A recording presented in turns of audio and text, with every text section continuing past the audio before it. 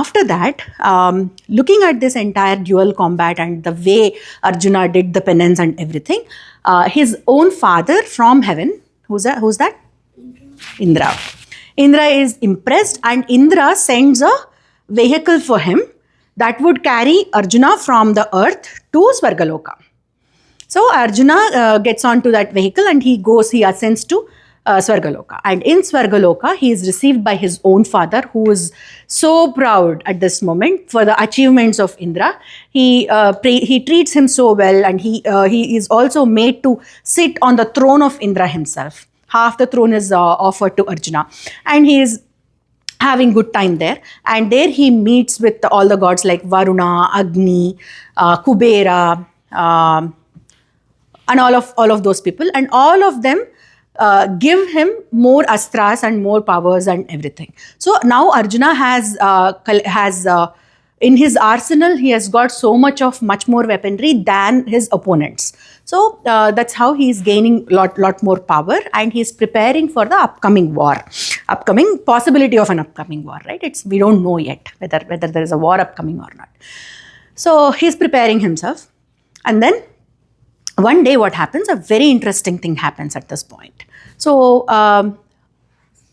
as you guys, I don't know how many of you know, but Swargaloka has a lot of, in Swargaloka, the life in Swargaloka is, there is nothing called sadness. Nobody is sad. Nobody feels pain. Everything in Swargaloka is happiness.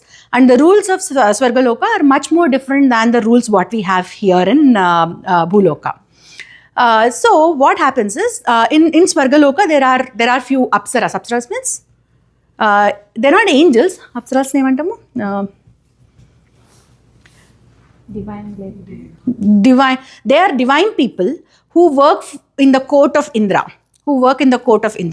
And most popular of them are Rambha, Urwasi, Menaka, Tilottama, and there are a lot of other such women, like Ghritachi is one of them. There are so many more people like that. Like a professional dancers. Yeah, but they are good with arts actually, and they are there to assist Indra, to help Indra in testing people, in lot of those kind of things. So this lady Urwasi, there is also a backstory of her birth. So Urwasi is born out of thighs of Vishnu. So Uru means thigh. So because she is born from the thighs of Vishnu, she gets the name of Urvashi. She's absolute beauty.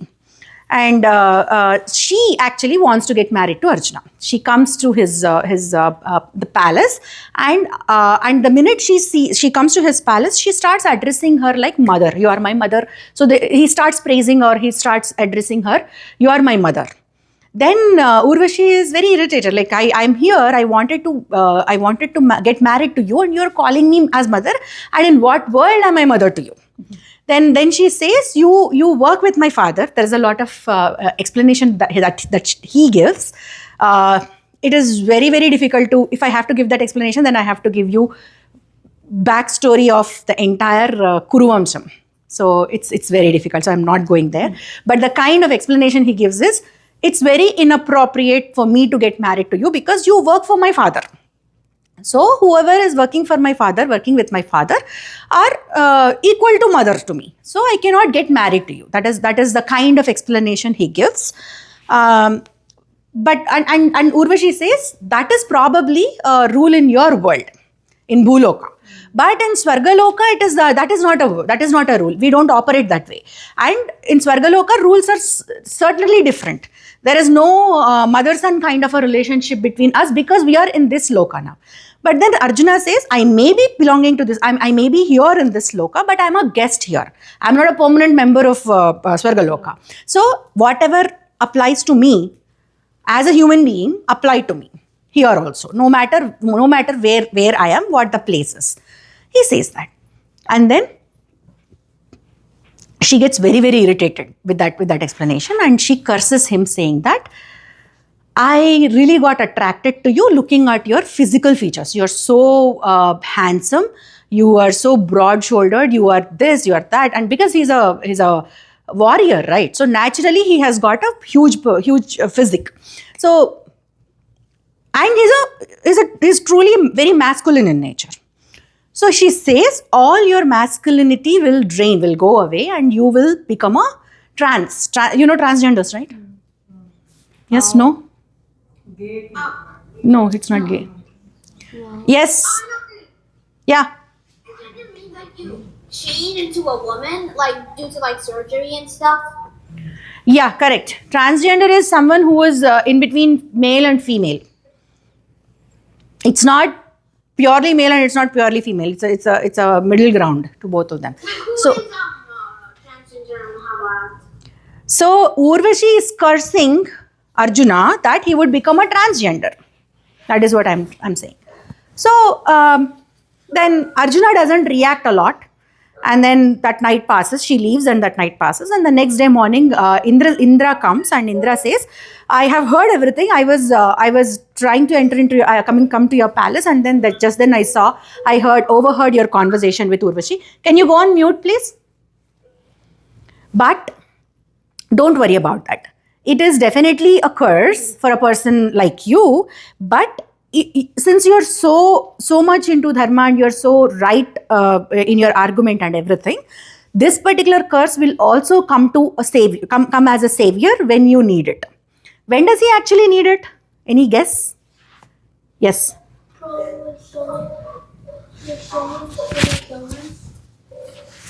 No. One second, Atharva. Yeah, go on. Like when he needs to hide. Correct. Was that the same answer? Yeah. Okay, what is your answer, Atharva?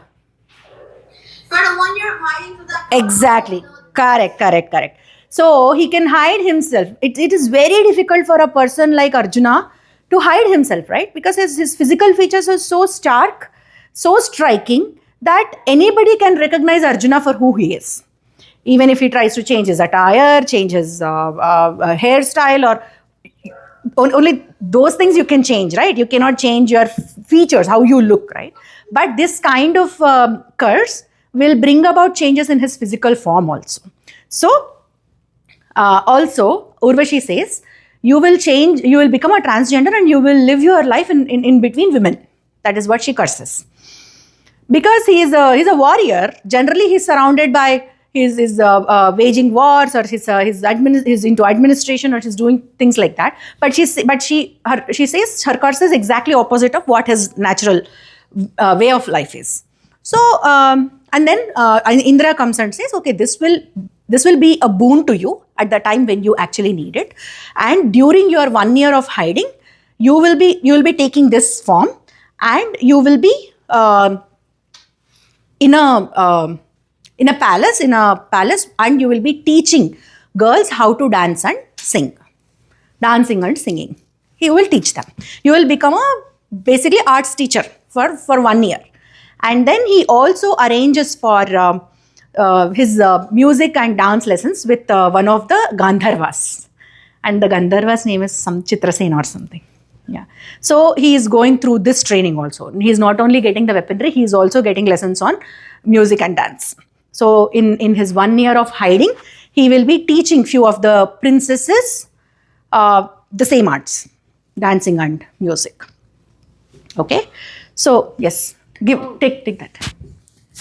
How does the transgender work?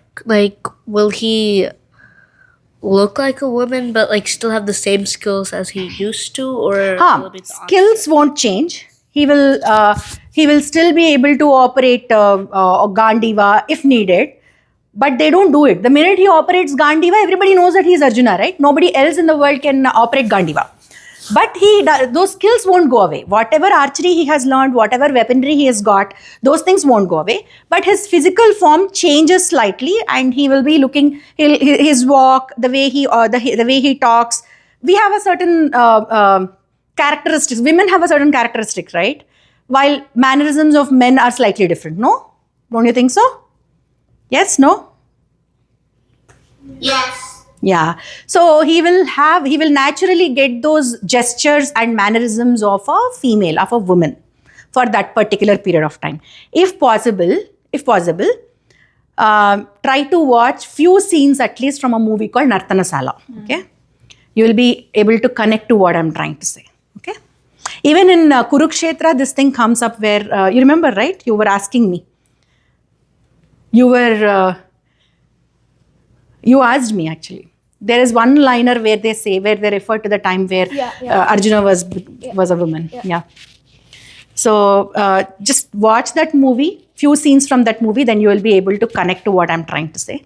So that is the curse that he gets from Urvashi, and that curse turns into a blessing for him when in times of actual need.